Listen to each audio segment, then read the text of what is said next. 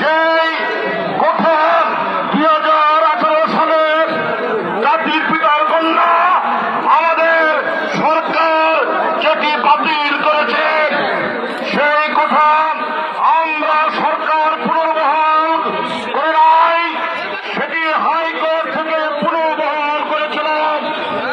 আমাদের সরকার বলেছিল আমরা সেটি সুপ্রিম কোর্টে আপিল করেছি, আর আপিল বিভাগে কোনো কিছু নিষ্পত্তি না হওয়া পর্যন্ত সরকার তার উপরে কোনো সিদ্ধান্ত নিতে পারে না। আইন থাকে না, বিচার থাকে না, আদালত থাকে না। তাই সেটি শেষ পর্যন্ত আপিল বিভাগের মাধ্যমে শান্তিপূর্ণভাবে নিষ্পত্তি হয়েছে। ভাইরা আমার, তাদের দাবি মেনে নেওয়ার পালন, তাদের 9 দফা দাবি মেনে নেওয়ার পালন আজকে তারা জামাত বিএনপির তাদের সেই লক্ষ্য পূরণ করার জন্য তারা আজকে 1 দফার আন্দোলন ঘোষণা করেছে, যা বাংলার মানুষ কোনদিন মেনে নেবে না। এই সরকার গণতান্ত্রিক পদ্ধতিতে সাংবিধানিক পন্থায় নির্বাচিত সরকার। অতএব কারো কোনো ষড়যন্ত্রের, ওই জামাত বিএনপির ষড়যন্ত্রের যতই আন্দোলন করুন, চলাফেরা করুন, ইনশাল্লাহ এই সরকারকে আমাদের জীবন থাকতে আমাদের কেউ কিছু করতে পারবে না।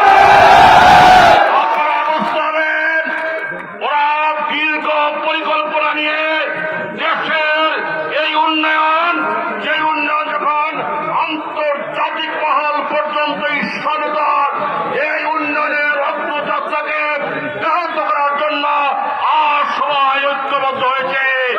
আজকে আমাদের এই সংগ্রাম, এই লড়াই, স্বাধীনতা রক্ষার লড়াই, এই লড়াই মুক্তিযুদ্ধের চেতনা রক্ষার লড়াই, মুক্তিযুদ্ধের সপক্ষে সংগ্রাম, এই লড়াই বঙ্গবন্ধুর আদর্শকে রক্ষার লড়াই। আমি ধন্যবাদ জানাই চরপেশন মনপুরার সর্বস্তরের মানুষকে, যে চরপেশনের মানুষ উন্নয়নের গতিকে এগিয়ে নেওয়ার জন্য তারা রাজপথে থেকে শান্তি শৃঙ্খলা তারা বজায় রেখেছে। আজকে চরপেশনে কোনো আন্দোলন নেই, সেই কারণে আমরা বিএনপির উপরে আমাদের সরকারের কোনো পদক্ষেপ নেই। এই শান্তিপূর্ণ পরিবেশ যে কোনো মূল্যে আমাদের চরপেশন মনপুরায় শেষ রক্ত থাকা পর্যন্ত বজায় রাখতে হবে।